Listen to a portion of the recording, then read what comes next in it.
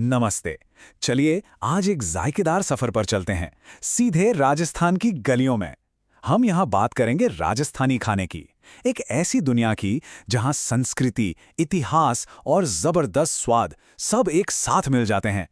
ये सिर्फ ये जानने के बारे में नहीं है कि क्या खाते हैं, बल्कि ये समझने के बारे में है कि हर एक निवाले के पीछे एक पूरी कहानी कैसे छिपी है।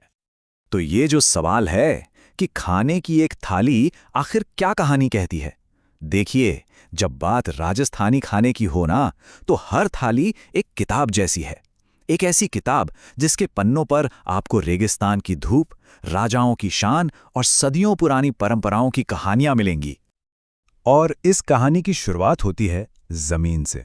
तो सबसे पहले आइए ये समझते हैं कि कैसे राजस्थान के उस मुश्किल रेगिस्तानी माहौल ने यहाँ के इतने अनोखे खान पान को शेप दिया, उसे जन्म दिया। देखिए, यहाँ की जलवायु ही यहाँ के खाने की कहानी लिखती है। अब जरा सोचिए, जहाँ पानी कम हो और मौसम सख्त, वहाँ खाना भी तो ऐसा ही बनेगा ना, जो लंबे समय तक चले, खराब ना हो। बस यही वजह है कि राजस्थानी खाने में घी, दालें और बीन्स का इतना इस्तेमाल होता है। ये चीजें सिर्फ स्वाद ही नहीं बढ़ाती, बल्कि खाने को बचाकर भी रखती हैं। तो भाई, ऐसे माहौल में कौन से व्यंजन सबसे ज्यादा मशहूर हुए? चलिए अब एक नजर डालते हैं उन लेजेंडरी डिशेस पर जो आज राजस्थानी खान-पान की पहचान बन चुकी हैं। और इस लिस्ट में सबसे ऊपर जाहिर है दाल बाटी चूरमा। ये तो राजस्थानी खाने का प्रतीक है। जरा सोचिए, एक तरफ मसालेदार दाल, दूसरी तरफ आग पर सिकी हुई कुरकुरी बाटी और साथ में मीठा दरदरा चूरमा। ये सिर्फ एक डिश नहीं है, ये अपने आप में एक पूरा एक्सपीरियंस है।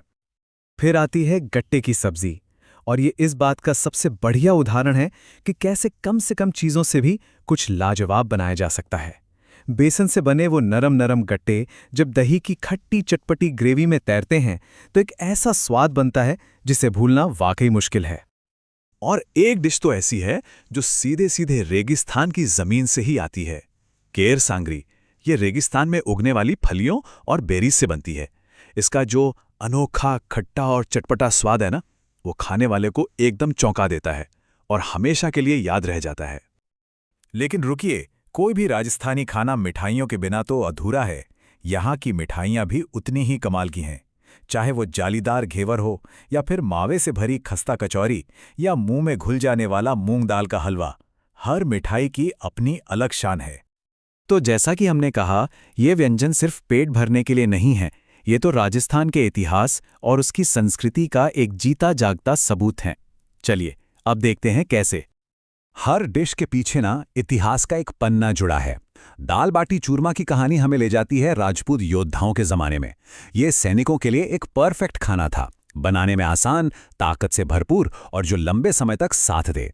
वहीं दूसरी तरफ घेवर जैसे मिठाइयाँ तीज और रक्षाबंधन जैसे त्योहारों की जान है, जो रिश्तों की मिठास और जश्न का प्रतीक हैं। तो ठीक है, इतिहास तो समझ आ गया, पर इन व्यंजनों के स्वाद में ऐसा क्या है जो इन्हें इतना यादगार बना देता है? इसका राज छिपा है अलग अलग तरह के स्वादों के मेल में। एक राजस्थानी थाली, अरे ये थाली नहीं, एक पूरा अनुभव है। एक ही प्लेट पर आपको तीखा, चटपटा और मीठा हर तरह का स्वाद मिलेगा। और जब ये सारे स्वाद एक साथ मिलते हैं तो एक शाही दावत का एहसास होता है। कहते हैं ना, दाल बाटी चूरमा के हर निवाले में एक पूरी कहानी है। उसमें घी की खुशबू है, दाल का तीखापन है और चूरमे की मिठास है। ये सिर्फ जुबान का नहीं, बल्कि हर सेंस का त्योहार है। और यही बात मिठाइयों पर भी लागू होती है।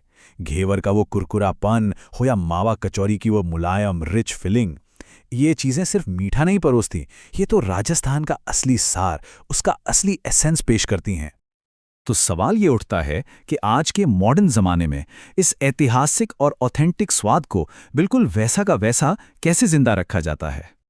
इसका जवाब है अपनी जड़ों से जुड़े रहना, मतलब सिर्फ ताज़ी और सबसे अच्छी सामग्री का इस्तेमाल करना। स्वाद असली रहे, इसके लिए सदियों पुरानी रेसिपीज को ही फॉलो करना। और हाँ, इन पारंपरिक तरीकों को आज की साफ सफाई के स्टैंडर्ड्स के साथ मिलाना। तो कुल मिलाकर इस स्वाद को परोसने के पीछे का जो फलसफा है, वो 3 सिंपल बातों पर टिका है: ऑथेंटिसिटी, टेस्ट और हैप्पीनेस। मतलब पारंपरिक रेसिपीज से कोई समझौता नहीं, स्वाद ऐसा हो जो घर की याद दिला दे, और मकसद सिर्फ खाना खिलाना नहीं बल्कि एक पूरा सांस्कृतिक अनुभव देना हो। आखिर में लक्ष्य सिर्फ पेट भरना तो है ही नहीं, असली लक्ष्य तो ये है कि जब कोई इसे खाए तो उसे ऐसा महसूस हो जैसे वो राजस्थान की किसी शाही महल की रसोई में बैठकर भोजन कर रहा है। स्वाद के जरिए उसे एक अलग ही दुनिया में ले जाना। तो ये सफर हमें एक बहुत ही दिलचस्प सवाल पर लाकर छोड़ता है कि जब कोई पारंपरिक खाना हमारे दरवाजे तक पहुंचता है तो वो कौन सी चीज़ है जो उसे सच में ऑथेंटिक बनाती है? क्या सिर्फ उसका स्वाद, या फिर उसके साथ जुड़ी वो कहानी, वो परंपरा और वो पूरा का पूरा अनुभव?